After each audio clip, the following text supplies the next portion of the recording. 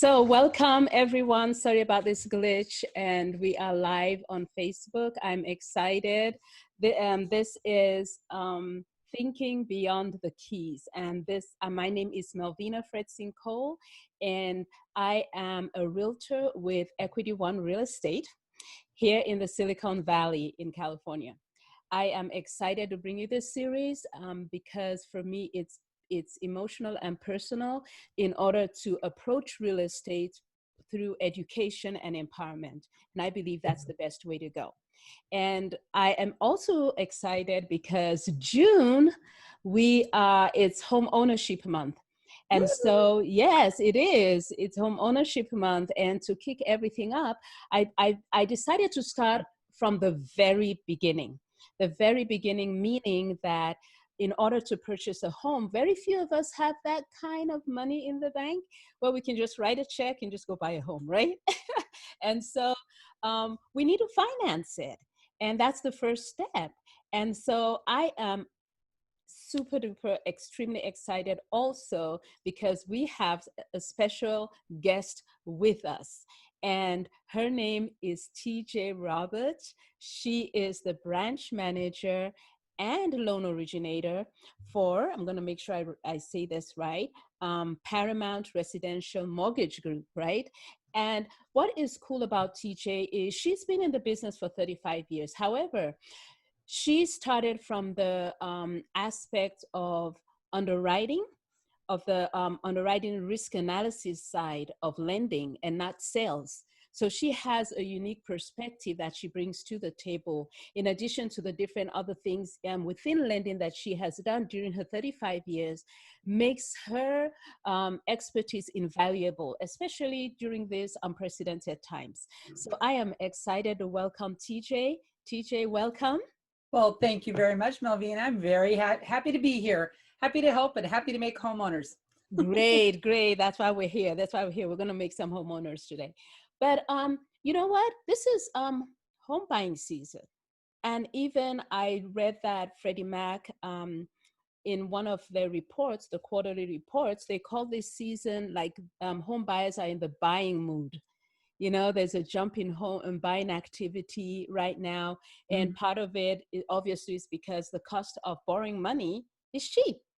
Right, TJ? Absolutely. This is really unprecedented. I've been doing loans since '86. And I do remember a time when we said if we just get below 10%, we do so much business. And now that we're seeing rates in the twos, which is just crazy, the affordability factor for these consumers has improved dramatically.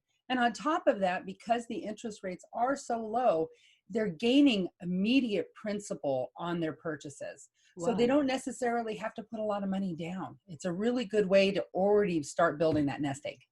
Okay, great. So let me see if someone is listening right now and they have been thinking of buying, and what are some of the documentation? What are some of the things they have to put their ducks in a row, you know, before they take the next step? So what are some of the things they can start putting together in order to search for a home?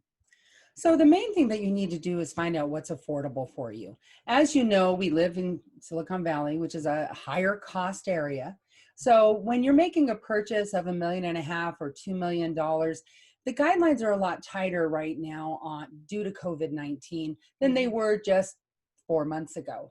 So those are a little bit more stringent. So sit down with your lender and go through the programs to make sure that you have the additional reserve requirement and down payment they're requiring.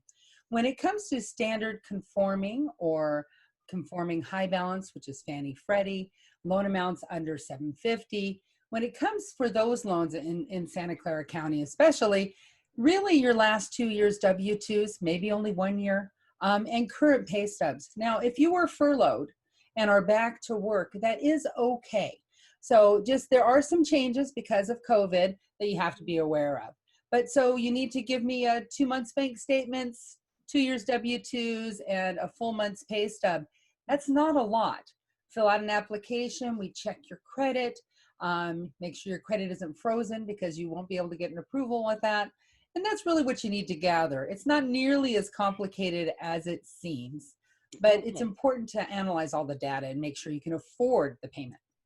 Okay, so what you're saying is that I have to make sure I have 2 years worth of W-2s and like 2 or 3 months my bank statement Yeah, and two full months of any assets that you're going to use for the purchase and any additional assets that you'd like to use for reserves. 401k is a great way for a lot of first-time buyers to buy a home. They borrow against their own 401k. Borrowing money from themselves is a great way for a down payment.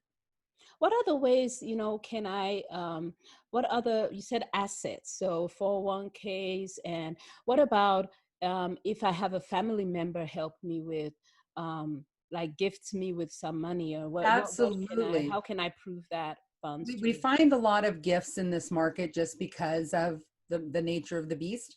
What we need to see is that the donor has the ability, whether that donor, say it's mom and dad, are writing a check off their home equity line, which is okay, Hmm. or whether mom and dad have assets and they just give us a copy of their bank statement showing they have the assets. And then they give a gift letter to the buyer telling them, and the buyer signs it as well, that there is no loan attached to that, because we don't want to obligate the borrower to another debt and make sure they're struggling, make sure they're Yeah. not struggling with their payments. Now, there has been some misunderstanding about the amount of down payment that buyers need to have in order to purchase. Because I was speaking with someone the other day, and they're like, wow, I still need to save. I don't have the 20% yet or the 10%. So, to help those sitting on the fence in buying, what is the minimum amount that someone can have in order to stop with Well, the there home are purchase? programs out there where you can have down payment assistance and have very little, as little as $500 down. Wow. Right now, those have been suspended Oh. until we are all back to work. However, the 3.5% down on FHA, the 3% down if you're under 510,000, the 5% down if you're up to 750, those loans are still available, and that money can all be gift or borrowed from your 401k. The Okay. nice thing about borrowing from your own retirement, it's not considered a debt. Okay. Because it was money you were already allocating for your savings, it's just going to be allocated to pay back the money that you've borrowed to buy your property. Okay. I'm not sure if you know this question, because maybe that's for a financial advisor, but let me know. If I'm depending on the 401k, am I gonna be penalized, have to pay a heavy penalty if I take some money out? No, if you liquidate your 401k, then you may be subject to tax penalty. Hmm. If you borrow against it, it is Oh, not liquidated, then you won't. There are some provisions in the law for your home purchase, but I would definitely check with your CPA on that. okay. Okay, that's nice to know. That's nice. I can borrow from my HOA. Now, excuse me. Sorry. That's all right. Now, speaking about another cost involved in borrowing money that sometimes we overlook. Everyone is very focused on the down payment, but there's something that is called closing cost. So what are these costs? Like, if I'm new to the game, what can you tell me about these costs, and how much am I supposed to have in store for those costs? Well, the way I've always approached it is I educate my consumer fully. There are programs where the lender will pay your closing costs, which are title, escrow, maybe an appraisal. I'm getting a lot without appraisal requirements, Hmm. credit report, lender's fees, notary fees, transfer taxes, and any type of impound account, meaning your taxes and insurance to pay on the property. Those would be your typical closing costs. Now, there are programs where the lender will give you a credit, but when you do those programs, you are paying higher than a market rate. So you just have to realize that if your market rate is 3, and if you take 3.5, they're going to give you $5,000 or $6,000 to your closing costs. You are effectively paying for that rate. There's nothing free with it. Oh, gotcha. Now, when you make a purchase on a home and you decide to buy down your interest rate or prepay your interest, also known as pay points to have a lower interest rate, the nice thing about that is because it is prepaid interest on a purchase, that is actually a deduction in your first year of ownership as a chunk of money that you can take. And it doesn't matter if it's paid by the seller, It doesn't matter if it's paid as a credit from the real estate agent, which sometimes happens. It's one of those things that if you can take advantage of to have the lowest payment for affordability, it makes sense to do right off the bat. So is that the same thing that because they call it discount points? It's a term that's used. It's prepaid interest. So Oh, yeah, it's prepaid call it a interest. discount point, or I always look at it like a teeter-totter. So the higher the rate, the lower your cost. The lower the rate, the higher your cost, because there's a market window rate, and anything that is on either side, you get the benefit or the cost associated with it. Okay. So if I come to you and let me say right now the rate is the market rate is like 3.5, and I want to basically pay for some of the interest up front. Will that lower my monthly payment? Absolutely. Okay. It could lower it fairly significantly based on your loan amount. So what I do with every client that I work with is I give them 7 choices. I don't just say, here's the 2 Okay. rates. I give them 7 choices, everything Yeah. from paying up to a point and everything of getting up to 2 points credit and kind of everything in between, showing what their options are so they can truly make a decision that is to their best interest. Maybe their money is so tight with their down payment, they need help with closing costs, and that's the only way they can get in. So I just prepare them that if we're going to do this, you're going to be paying higher than a market rate because basically they subsidize your rate. You must keep that loan for 6 months because it's subject to an EPO for the lender. So you just have to know for at least 6 months payments, you're going to be making that higher rate, and then maybe you can refinance after that. Wow. So there's a lot of that goes in it. And what I'm noticing, it depends. A lot of things, it depends. It depends on the person, their situation. And then that leads me to this other question, because a lot of people don't have maybe a mortgage broker in their family or as a friend, and they want to start shopping, but it's very scary out there because there are a lot of bait and switches. There are a lot of you don't know what you're going to get. You don't. So if someone is ready to go shop for a home loan, what are some of the things they should watch out for? Well, the biggest thing I've seen, especially in the purchase market, is when a consumer goes to an online lender because they quoted them this rate. But it's an online lender. You're not dealing with the same person every time. You don't have somebody who can help get you into contract like a mortgage banker or broker like me, or even your local banker. Someone who can actually work directly with your sellers as well. And a lot of times those offers don't get accepted if you just have a online mortgage company. And you know, how do you get them on the phone? How do you have them? It kind of makes the especially with what's gone on with the tightening of funds, it makes the sellers a little leery of something that they can't talk to someone who's actually in relationship with getting it done. So that's one of the things when you're shopping. I always recommend, rates are subject to change without notice. You'll see that all the time. I recommend if you are getting a quote and you've done an application that you get what's called an LE, or a loan estimate. That loan estimate will show you a breakdown of estimated fees as of that day. We are required to quote the rates that are of that day. Now, does that mean you wait a little while? Does that mean you get a seller credit? Yes, you can do all of those things, but we're able to kind of compare it to you. This is what we're doing. A loan estimate's a good way to go. I highly recommend just getting in a relationship with your lender so that you make sure that you close, especially on purchases when there's so many refinances out there right now. A lot of the lenders might be going, oh, it's gravy time. I'm only going to work on the easy ones, because purchases are a little bit hard. They're, it's usually first time for a lot of people, or they're selling a property and now you have 2 things going on. You need to have somebody who knows how to take care of purchases. Wow.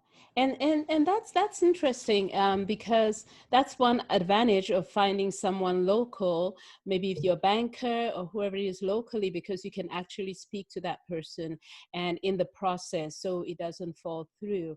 And then when you say that they quote the rate for that day, like I get my loan estimate and I'm like, whoa, this is 2.8 or 2 point, wow.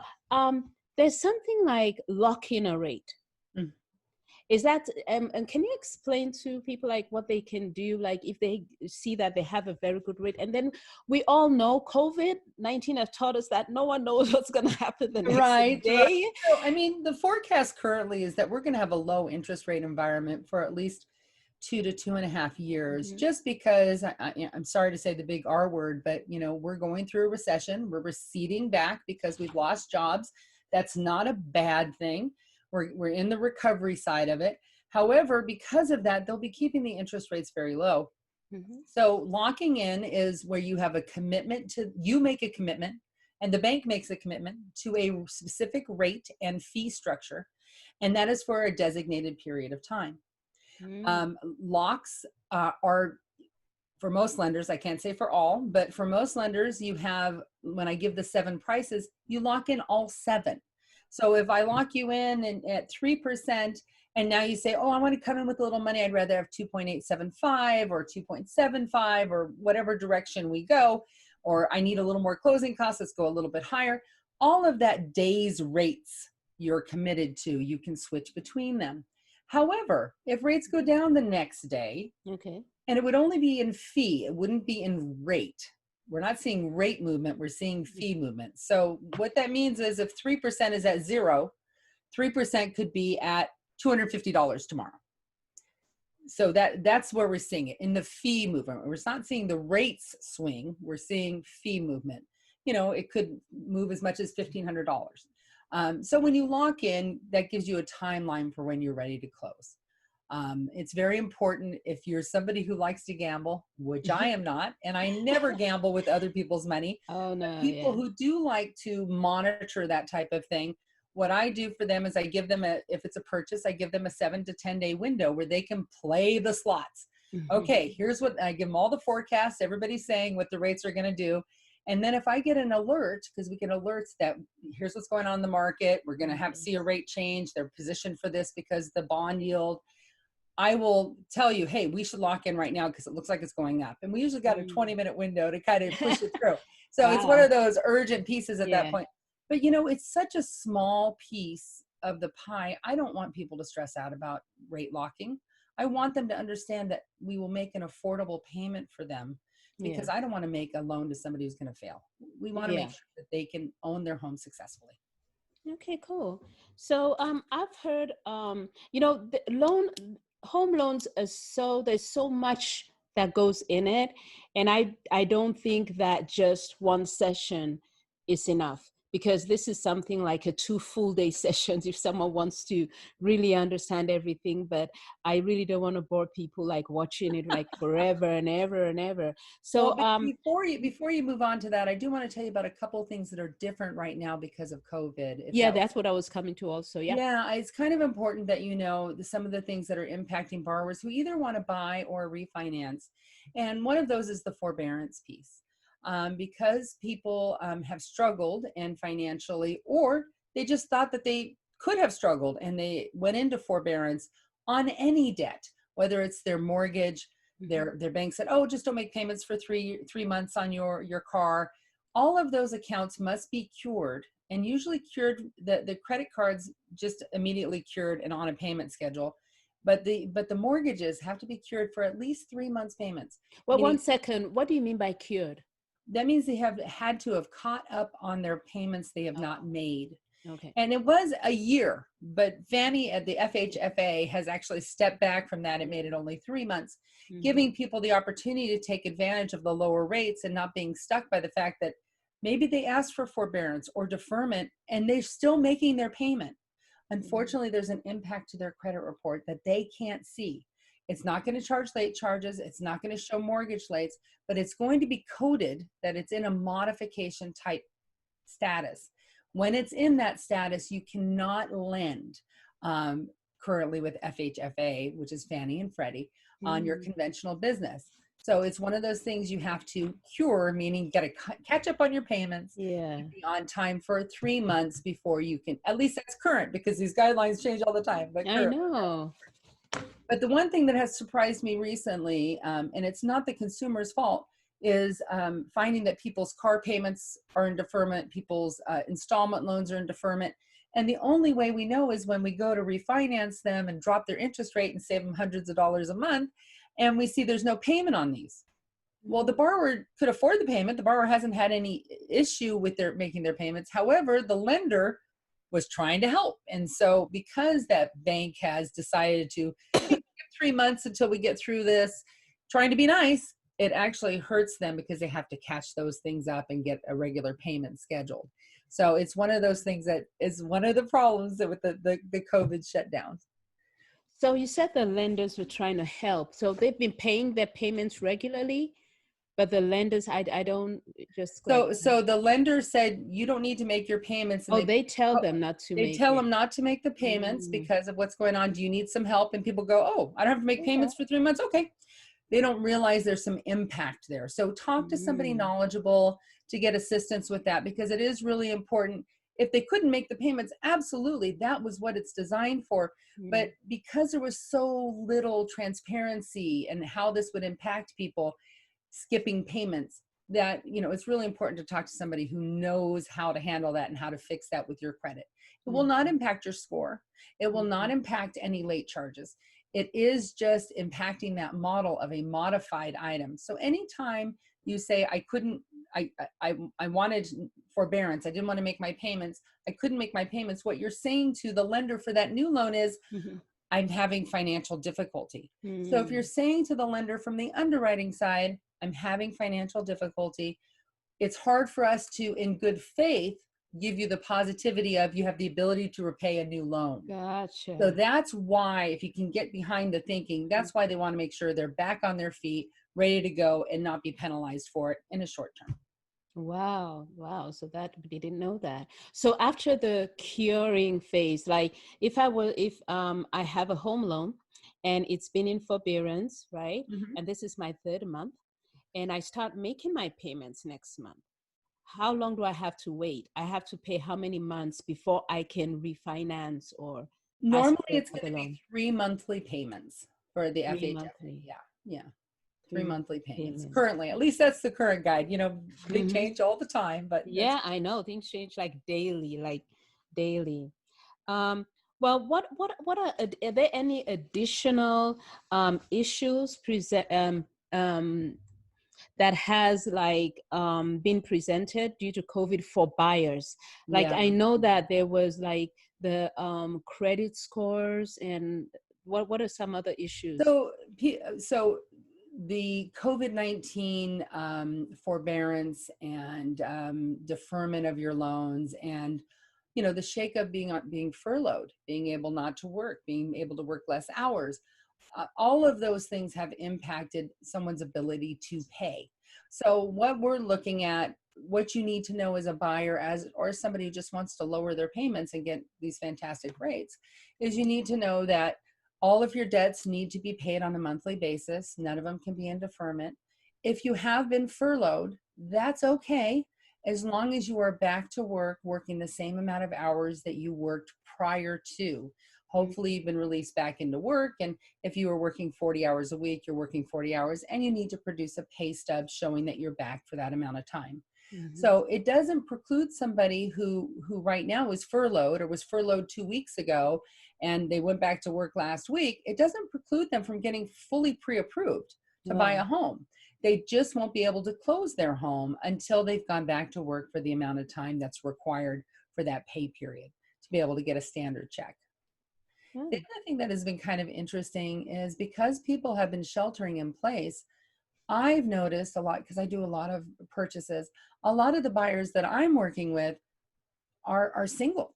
Usually housing, family formation is when we have buyers reaching out to us saying, I have a child, I want to be in a school district, you know, I want to put down roots. But now it's more, a lot of single people are thinking they really would like to have a place of their own. I think something about sheltering in place in an apartment or sheltering in place with part of your family, you know, makes them not feel like they have a place. So it's really nice to see a lot of single women, a lot of single men, you know, going out on their own to buy a property. I like to see that. That's cool. That's really cool. That's exciting. And a lot of millennials, I think, you know, the age group is also out there buying homes. So that's a good thing. So just real quick, I know there's been saying about Fannie and Freddie Mac loans and forbearances, and then people don't have a clue what kind of loans they have.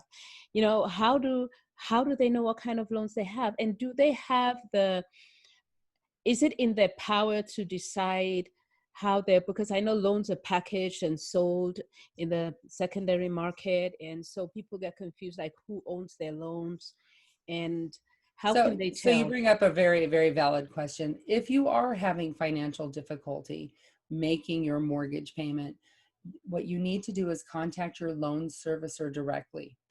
I would not request forbearance unless you were furloughed and you really need it. Mhm. It was a lot of people requested it but didn't need it, and now they're stuck in an environment where they can't even lower their payments, and that's a little frustrating for me because they have to wait it out. Although interest rates are going to be low, just take the steps to get ready. Mhm. But the interest rates themselves are great, but don't panic if you have to wait 3 months. It'll be okay. Just get on the path to doing what's right. But if you are struggling, you need to contact the person you actually make your payment to. That isn't necessarily the bank that originated your loan or the mortgage banker or the broker. And it may have been sold. It doesn't necessarily matter if it's Fannie or Freddie because they're both quasi-government agencies that are ran by the FHFA. They're trying to make them privatized again, but they haven't since over in 2000, whatever, 2011 or 2008, whatever it was. So, Yeah, that's cool. So I'm going back to home buyers, yes. and for someone who is not a professional and doesn't know much, they hear about conventional FHA, and well, VA is straightforward. If you're not a veteran, you know you're not going to get it, but they hear about conforming, non-conforming. It's also confusing sometimes. So what are some of the loan options available for first-time buyers, like Yeah, conventional? it's funny that you mentioned that because we throw around these terms, Yeah. and my husband made some joke. Was two girls in the industry, two guys in the room, and we're like da da da. And so they started tossing out the terms. Oh, that jumbo conforming, blah blah blah. You know, Yeah. things that couldn't be. But it was pretty. We looked at them. They're like, you're speaking a different language. Yeah. So yeah, the fact of the matter is we have loans for every type of buyer out there, whether they are self-employed and they write off a lot of items on their tax returns. Yes, those have been limited, but we do have them even during COVID. They shut down for a little while, but they are back. And those are bank statement programs. Basically, we want to make sure as lenders you have the ability to make your payments. That's really what it comes down to. So we're going to look at which program suits you best. So FHA and VA are both HUD governed loans, HUD insured loans. VA loans offer zero down to whatever, 2 million, doesn't really matter, Mhm. which is really nice. That was a new thing in 2020 before it was capped at conforming limit. This is a great way for a veteran to be able to, who use his home loan benefit and get a home. And I love working with veterans, so VA is one of my specialties. FHA is a great program, especially for those entry-level buyers who don't have a lot of money. It is not as tight on credit scores. So Mm. you are able to get mortgage insurance and go up to a 50% debt to income ratio, or up to 55 on your back end, as long as your front doesn't exceed 46. Basically, you can qualify for more house. Mhm. The conforming conventional Fannie Mae all rolled into one.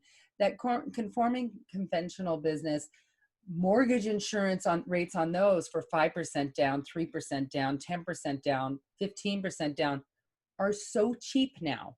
They're as little as a quarter of a point, even on 10% down. It used to be you paid a point up front and about 0.8 every month. It is so much cheaper now to be able to get mortgage insurance. And this is a little known fact. On an 85% loan, your interest rates are lower than on an 80% loan, Mm. because that mortgage insurance pays for that differential. And so that helps offset that rate. So you're able to actually have a loan with a little bit lower rate, so that makes up for having the basis points in your mortgage insurance. Private mortgage insurance on conventional business, when you put less than 20% down, That goes away when you naturally amortize to 78%.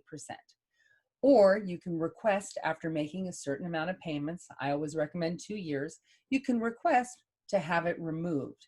And there's a procedure. You can reach out to me and I'd be happy to tell you how to do that. However, you can always refinance out of it as well. When you're looking at a HUD FHA loan or a VA loan, both of those have the ability to refinance with no requalifications. So Oh, what you'll see is somebody who bought a home on an FHA, they had very little money, they took a little bit higher interest rate because they wanted their closing costs to be paid. And then 6 months to a year, they drop their interest rate 0.5%, and they roll in their little bit of cost. They maybe come in with 1 month's payment, and they're able to just drop their interest rate with no income documentation, with no appraisal documentation. Because HUD looks at it this way: if you've been making your payment for at least the last 6 months or a year, whatever it's been, but at 6 months or more, if you've been making your payments on time, why wouldn't you make less of a payment on time? yeah. And VA has the same benefit. VA has a little bit of a quirk to it that if you bought it as a VA owner occupied and you move out, you can still streamline refinance that. That's a VA benefit where you don't require an appraisal and you don't have to qualify, even if you moved out of the area for work and you've rented out the property. So that's a little bit of a niche there. Wow, so That much help? to learn. Yeah, so much to learn. I have a feeling like for people out there who are new to the game of home buying, I may need to break out these sessions and talk about one thing at a time because there's so much. I obviously understand it, but I'm thinking like, oh, someone who is out there and sitting there, it's like, where do I start? And all this is being bombarded. It's like, maybe we TJ, you can come back sometime and we'll just focus like on one thing, and so people can get it because there's so much going on right now. So I want to just say like, okay, right now, assuming a buyer comes and talks to you and you have the home, everything done, and we're good to go, and you're doing the oh, one quick thing that I almost forgot. There is pre-qualification and pre-approval. These are Right. terms that have been thrown out. And right now, like when you're in the process of buying, which one is essential to have and why? Well, trusting your lender to know exactly what they're doing is really critical. A pre-qualification means, okay, I've checked the numbers.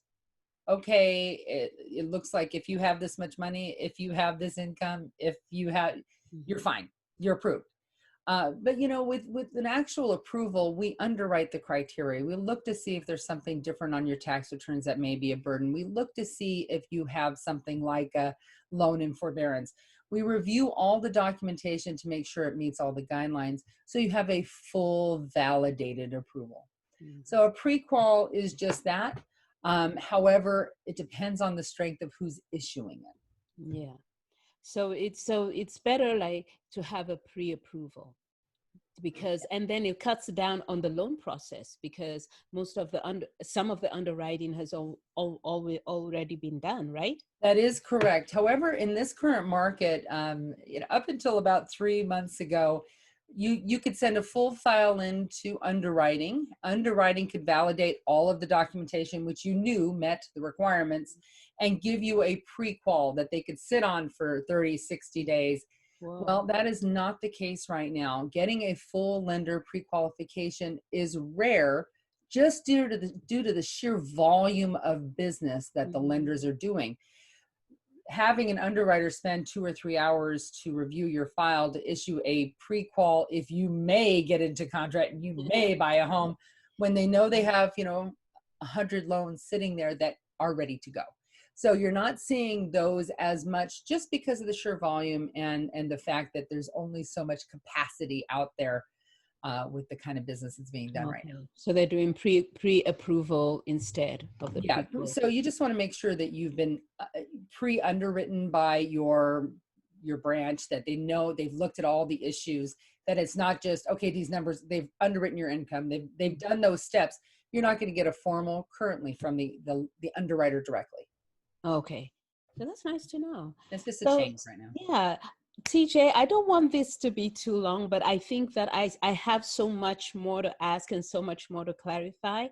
But I just want to say to buyers out there that money is cheap, right? Money is cheap. Money is cheap.